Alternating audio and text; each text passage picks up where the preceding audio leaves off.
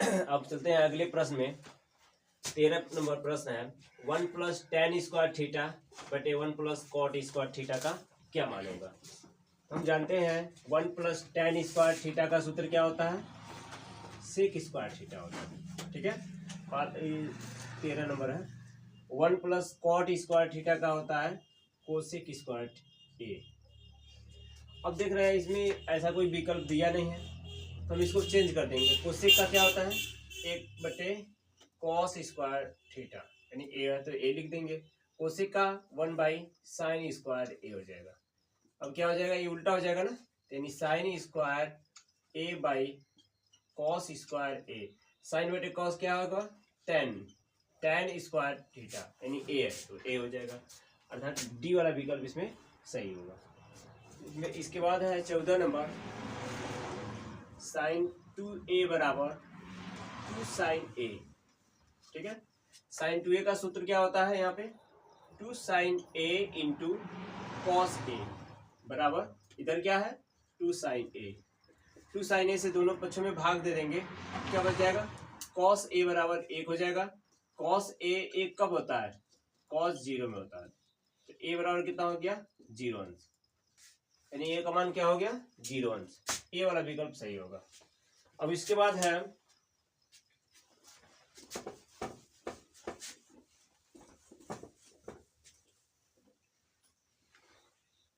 15 number है 22 semi परिधि वाले एक वृत्त के चतुर्थांश का क्षेत्रफल क्या होगा। तो परिधि दिया हुआ है, परिधि बराबर कितना है 22 है। परिधि का सूत्र क्या होता है 2 पाई r बराबर 22, यानी कि r बराबर हो जाएगा हमारा 22/2 पाई हो जाएगा। ठीक है, अब हमको निकालना है चतुर्थांश का क्षेत्रफल। चतुर्थांश का क्षेत्रफल बराबर, चतुर्थांश का क्षेत्रफल बराबर क्या होता है 1/4 पाई r स्क्वायर, यानी 1/4 पाई गुणे त्रिज्या कितना है 22/2 पाई, तो 2 बार लिख देंगे, 2 बार है तो 22/2 पाई 22/2 पाई। ये पाई से पाई कैंसिल हो जाएगा, 2 से 1 कट जाएगा 11 हो जाएगा। अब देखते हैं 1/4 गुणे ये भी कट जाएगा तो 11 हो जाएगा। 11 बटे हमारा हो जाएगा 11 गुणे 11 बटे पाई, पाई का मान रख देते हैं 22/7। 1/4 गुणे 11 गुणे 11 गुणे ये उल्टा हो जाएगा ना 7 बटे कितना हो जाएगा 22। 11 का नाम 11, 11 दूनी 22, ऊपर कितना हो जाएगा 11 सत्ते 77 और नीचे 4 दूनी 8 सेमी स्क्वायर हो जाएगा। इसके बाद है 16 नंबर कैप्सूल संयोजन है। कैप्सूल में कैप्सूल कैसा होता है देखते हैं हम लोग। कैप्सूल ऐसे होता है, यानी कि एक बेलन होता है, इसके दोनों सिरे पर क्या होता है एक एक अर्धगोला होता है, यानी कि इसमें एक बेलन और दो अर्धगोले, एक बेलन और 2 अर्धगोले, बी वाला विकल्प सही होगा।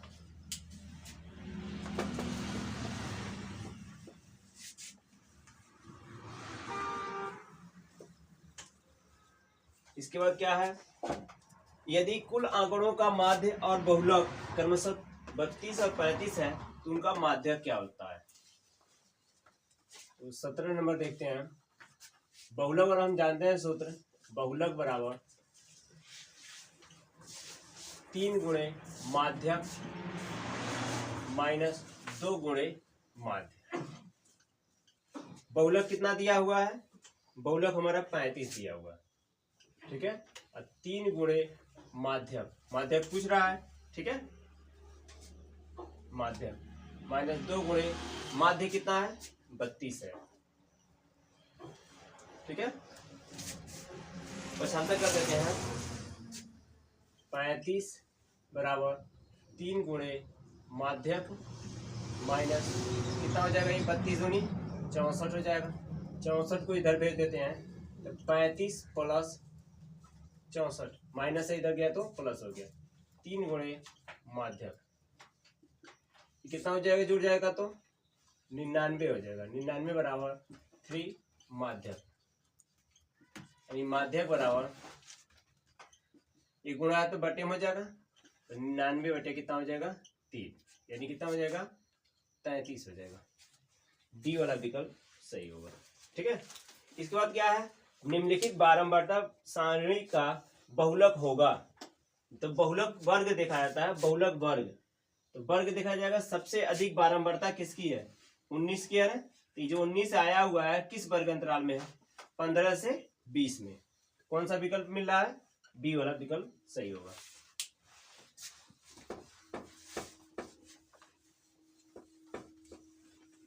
इसके बाद है, दो पासों को एक साथ उछालने पर दोनों पासों पर संख्याओं का योगफल 10 प्राप्त होने की प्रायिकता क्या होगी। तो जब दो पासे को उछाला जाता है तो यश बराबर क्या आता है, 1 1 1 2 1 3 1 4 1 5 1 6। ठीक है, उसके बाद 2 2 1 2 2 2 3 ऐसे लिखते जाएंगे।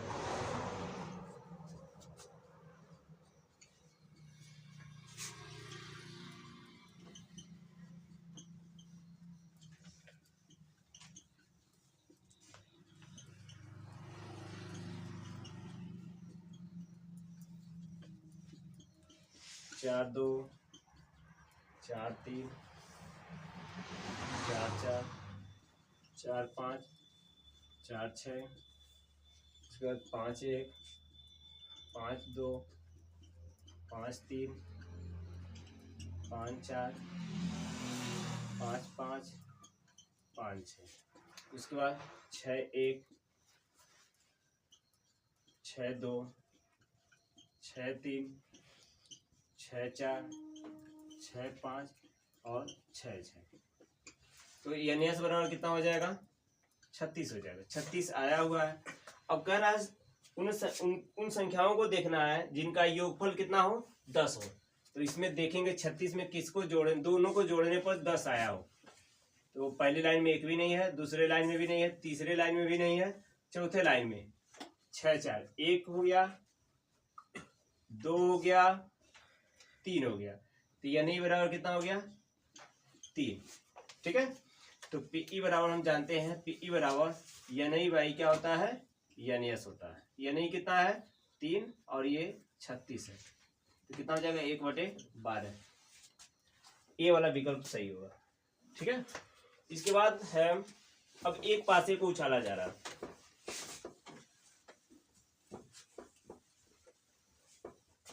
एक पासे को एक बार फेंका जाता है तो सम संख्या प्राप्त होने की क्या प्रायिकता होगी।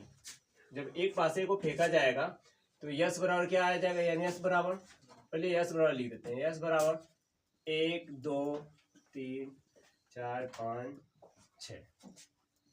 ठीक है, तो यानी यश बराबर कितना हो जाएगा, 6 हो गया। अब देखा जाएगा कि सम संख्या प्राप्त होने का, तो इसमें सम संख्या कौन है, ई बराबर जो घटना घटित हो रहा है 2 4 6, यानी कि यानी बराबर कितना हो जाएगा, 3 हो जाएगा। तो ई बराबर यानी बाई यानी एस, यानी कितना है 3 और यानी एस कितना है 6, यानी 1/2। इसका विकल्प सही होगा। अब अगला प्रश्न है खंड ब। सभी प्रश्न हल करने हैं। ठीक है, पहला प्रश्न है, एक घन का आयतन 1331 सेमी क्यूब है, इसकी प्रत्येक भुजा के माप ज्ञात कीजिए। तो घन का आयतन दिया हुआ है, तो घन का आयतन बराबर क्या होता है, घन का आयतन दिया हुआ है, इसको हल करते हैं हम लोग। घन का आयतन बराबर दिया है 1331। घन का आयतन का सूत्र क्या होता है, a क्यूब बराबर 1331। a क्यूब बराबर, एक क्यूब को इधर भेज देते हैं, a बराबर 3√1331। a बराबर हो जाएगा, इसका घनमूल क्या होगा 1331 का, 11 सेमी, यानी इसके प्रत्येक भुजा की माप कितना हो गया, 11 सेमी हो जाएगा। इसके बाद है ख नंबर प्रश्न, यदि द्विघात समीकरण x² + 3x - p = 0 का एक मूल 2 है तो p का मान ज्ञात कीजिए। जब एक मूल है अर्थात ये x का मान है, तो क्या करेंगे, x बराबर 2 रखने पर, ठीक है, तो रखा जाए यहाँ पर 2 पे 2 प्लस 3 गुणे 2 माइनस p बराबर 0, 2 दूनी 4 प्लस 3 दूनी 6 माइनस p बराबर 0, अर्थात कितना हो गया 10 माइनस p बराबर 0, यानी माइनस p बराबर -10, तो p बराबर कितना हो जाएगा 10 हो जाएगा, p का मान हो गया हमारा 10। उसके बाद गौ नंबर प्रश्न है कि cos थीटा बराबर 15/17 दिया हुआ, तो cos थीटा बराबर 15/17 दिया, यानी कि देखते हैं cos का क्या होता है, आधार बटे कर्ण होता है, तो आधार कितना हो गया 15 और कर्ण हो गया हमारा 17। तो बीसी के पहले माप ज्ञात कर देते हैं, तो त्रिभुज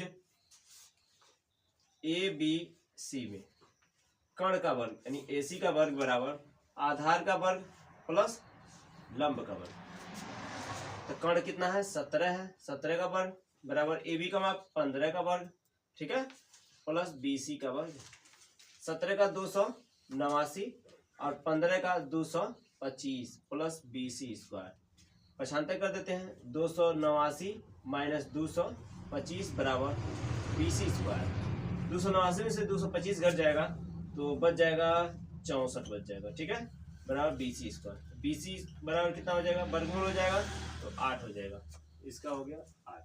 पूछा क्या है साइन थीटा का क्या मान होगा, अब देखेंगे साइन थीटा बराबर क्या होता है लंब बटे कर्ण, तो लंब कितना है 8 है और कर्ण हमारा 17, यानी 8/17 इसका आंसर हो जाएगा।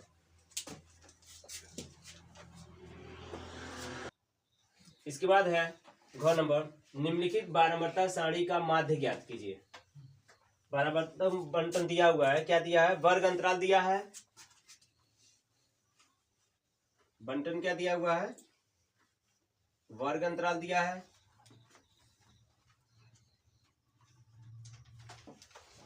तो वर्ग अंतराल के बाद कॉलम क्या बनाते हैं, मध्यमान का, माध्य ज्ञात करना है ना, तो मध्यमान निकालेंगे, मध्यमान इसको बोलते हैं XI, ठीक है, बारंबारता उसके बाद होता है अगला कॉलम जिसे हम कहते हैं FI, इसके बाद अगला कॉलम होता है FI इंटू XI, वर्ग अंतराल कितना है 0 से 2 है, 2 से 4 है, 4 से 6 है, 6 से 8 है और 8 से 10 है। मध्यमान दोनों को जोड़ का आधा करेंगे तो 0 और 2 को जोड़ेंगे तो 2 होगा, 2 का आधा 1 हो गया, इन दोनों को जोड़ेंगे तो 6 हो गया, 6 का आधा कितना हो गया 3, अभी देख रहे हैं 2 बढ़ता जा रहा है, 5 हो जाएगा, फिर 7 हो जाएगा, फिर 9 हो जाएगा। बंटन क्या बारंबारता कितना दिया है 1 2 6 8 3, 1 का नाम 1 हो गया, 3 दूनी 6 हो गया, 5 6 के 30 हो गया, ठीक है, 7 8 56 हो गया, 9 3 27 हो गया।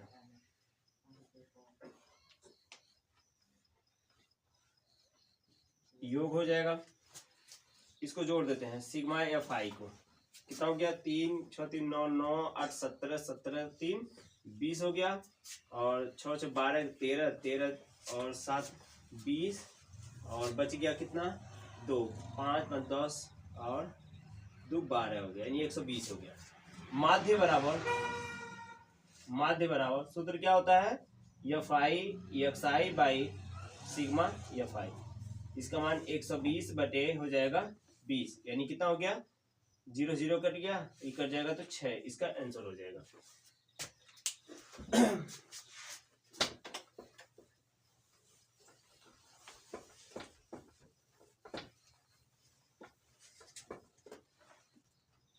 इसके बाद क्या है, बिंदुओं -3 10 और 5 4 को मिलाने वाले रेखाखंड के मध्य बिंदु के निर्देशांक ज्ञात कीजिए। हम जानते हैं मध्य बिंदु के निर्देशांक का सूत्र, अगला नंबर है मध्य बिंदु बराबर मध्य बिंदु के निर्देशांक क्या होता है x1 plus x2 by 2 y1 plus y2 by 2। x1 कितना है, ये देखो कैसे होता है x1 y1 x2 y2, x1 कितना है -3 और x2 कितना है 5 बटे 2। y1 कितना है, y1 10 है, y2 4 है, यानी y1 10 प्लस ये 4 हो गया। कितना बचेगा, 2/2 और ये 14/2 हो जाएगा। कितना हो जाएगा, 1,7 इसका आंसर हो जाएगा। ठीक है, एक और बचा हुआ है 6 नंबर।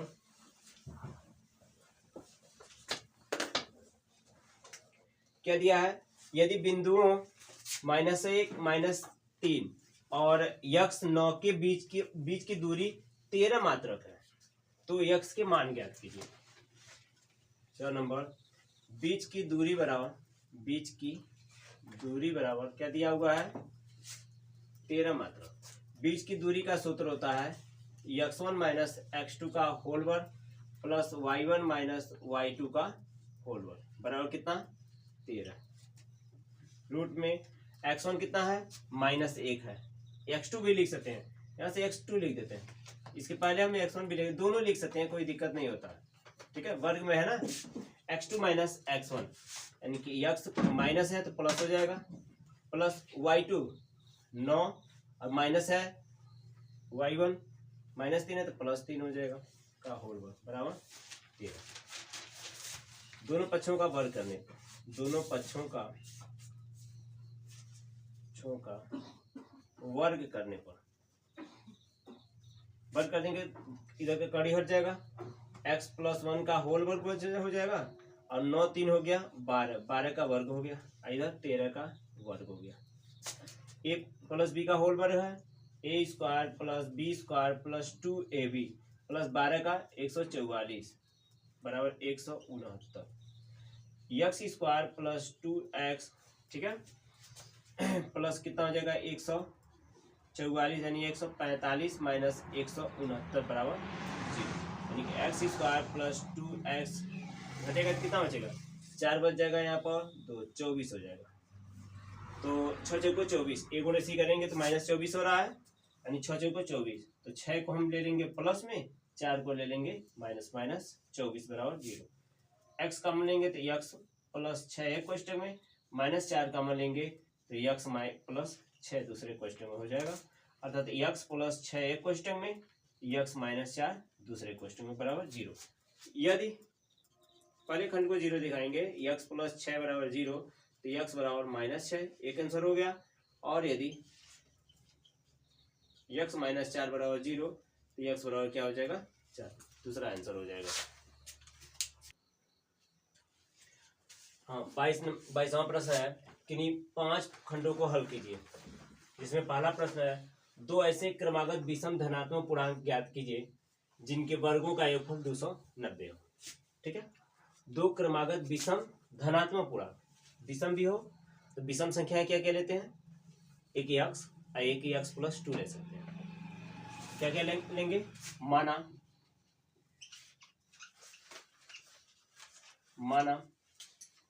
2 क्रमागत विषम धनात्मक पूर्णांक क्रमशः एक x ले लेते हैं, एक x + 2 ले लेते हैं।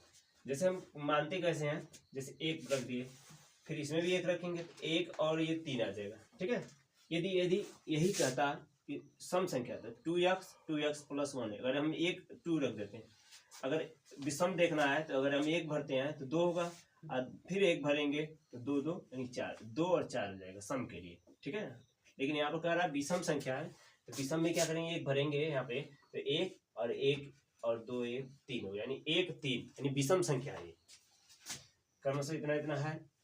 तो प्रश्नानुसार क्या कर रहा है, प्रश्नानुसार इसके लिए एक और माना जा सकता है, जैसे मान सकते हैं 2x + 1 और 2x + 3 भी मान लेंगे, इससे भी आ जाएगा, लेकिन इससे कैलकुलेशन थोड़ा ज़्यादा होगा, इसलिए हम क्या कहेंगे, इससे हल कर दे रहे हैं। क्या कर रहा है कि जिनके वर्गों का योगफल 290 है, यानी कि x² + x + 2 का होल वर्ग, दोनों के वर्गों का योगफल 290 है।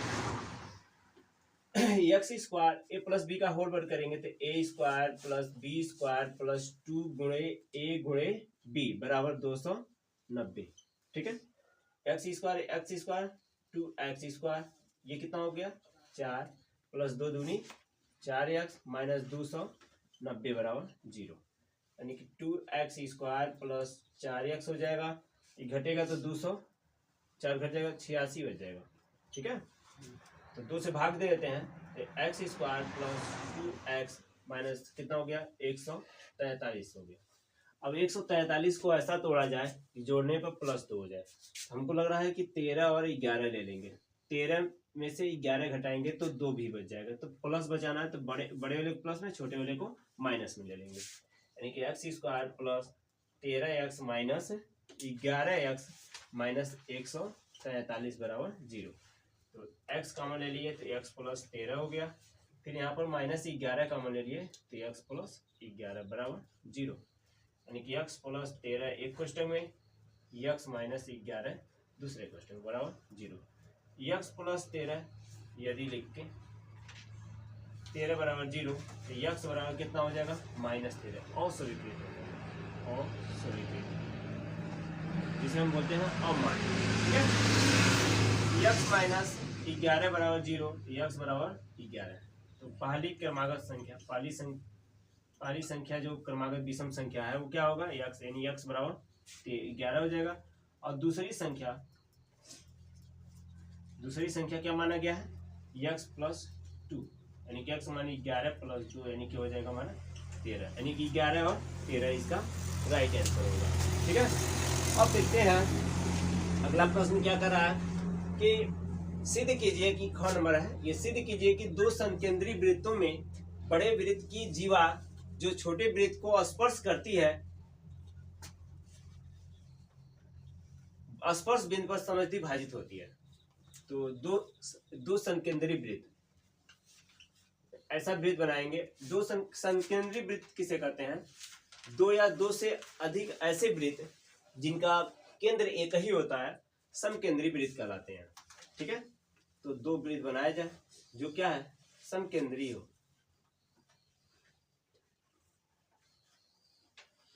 ठीक है, इनका केंद्र एक ही है। तो बड़े वृत्त की जीवा जो छोटे वृत्त को क्या करती है स्पर्श करती है, यानी कि ए बी स्पर्श करती है, यहाँ पे पी बिंदु पर स्पर्श की। अब यहां से इसको मिला देंगे तो ज्ञात में क्या है, दो समकेंद्री वृत्त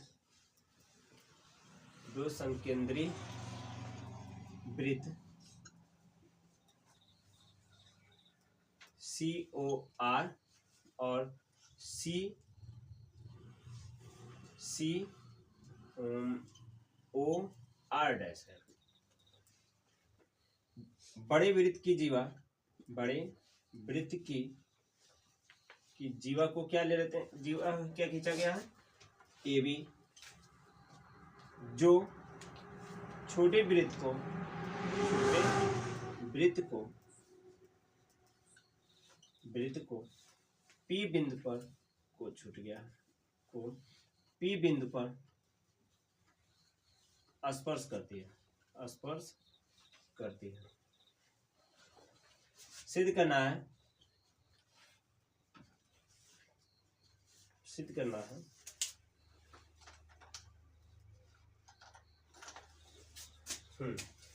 करना है क्या सिद्ध करना है, AP बराबर PB। ठीक है, उपपद में चलते हैं। उपपद से पहले हम रचना करते हैं। रचना में क्या करते हैं, केंद्र O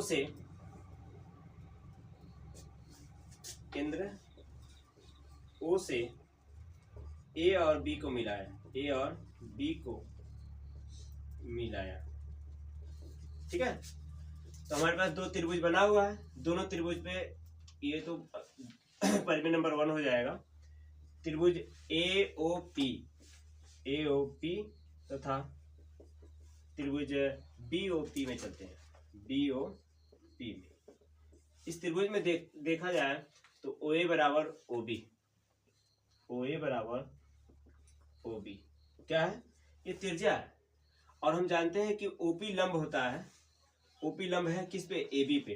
तो कोण OPA, कोण OPA बराबर कोण OPB, OPB बराबर कितना, 90। क्यों होता है, क्योंकि OP लंब है AB पे। ठीक है, अब देखना ये हो गया। और OP बराबर OP, OP बराबर OP इसको बोलते हैं उभयनिष्ठ भुजा, उभयनिष्ठ भुजा। इस प्रकार त्रिभुज क्या हो गया, त्रिभुज AOP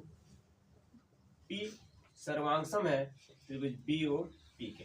किससे हुआ है, साइड एंगल साइड से, सर्वांगसमता कसौटी से। ठीक है, तो जब त्रिभुज सर्वांगसम हो गया हम कह सकते हैं AP बराबर PB, AP बराबर PB किससे हुआ है, CPCT से, यानी सर्वांगसम त्रिभुज की संगत भुजा से।